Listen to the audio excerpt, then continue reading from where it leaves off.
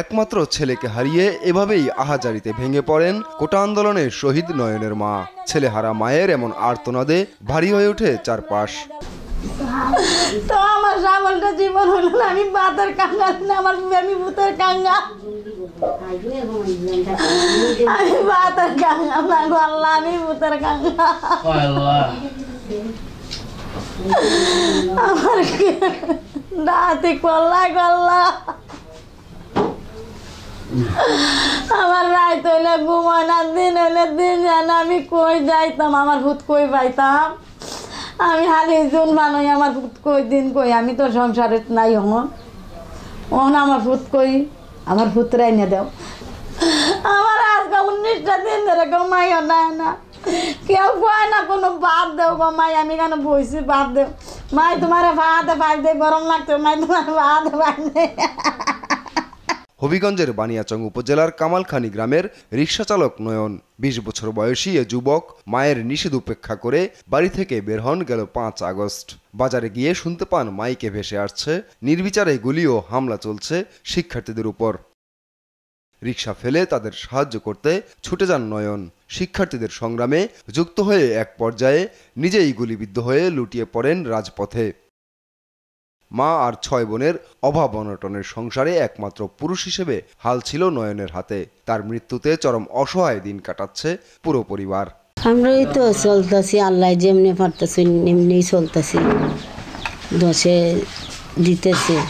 আমরা কোনো বাপে কোনো জমি তুইয়া যায় নাই বা কোনো জায়গা তুইয়া যায় না, আমরা গড়টাই যে শুধু, আর কিছু না। আমার ভাইটা খুব কষ্ট করে আমরা মানুষ করছিলাম। আমার ভাইটার রাত্রে ফোন দিছি, কইছি বাইরে কালকে দেখি কত বড় আন্দোলন হইব, তুই বুঝি যাইস না এই আন্দোলনের মাঝে? কয় না আমি যাইতাম না। আমি কইছি তুই স্যার আমরা আর কেউ নেই, আমরা 6টা বোন, তোরা কত আদর করে মানুষ করছি, তুই তো জানোসই। শুধু পরিবারই নয়, পাড়া পড়শিদের চোখেও জল এনেছে সজ্জন নয়নের মৃত্যু। ছোটোবেলার থেকে তার সাথে আমার চলাফেরা, কোনো কেউ সাথে কোনো রাগারাগি নাই বা কার সাথে কোনো দুশ্মনী নাই।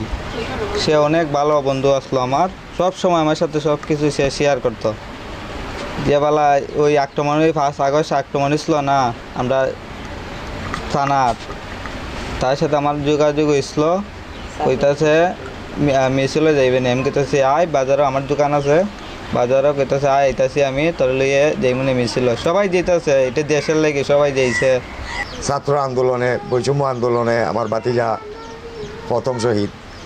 তার মাথার ডাইন সাইডের পুলি উড়াইলিছে, উড়াইয়া টানার বাহির থেকে এসরাইয়া টানাত নিছে, নে টিন দিয়ে লাশ গুইরে রাখছে যাতে কেউ সন্ধান না পায়। প্রথম ওই যে পুলিশ এবং ওই আওয়ামী লীগের নেতাকর্মী যারা এরা। নয়নের মৃত্যুর ঘটনায় গেল 22 আগস্ট বানিয়াচং থানায় দায়ের করা হয়েছে হত্যা মামলা। তদন্ত করে প্রকৃত দোষীদের শাস্তির দাবি নয়নের পরিবারের। আর অসহায় পরিবারটির পাশে দাঁড়াতে সরকারকে অনুরোধ জানিয়েছে স্থানীয়রা। নিউজ ডেস্ক, দেশ টিভি।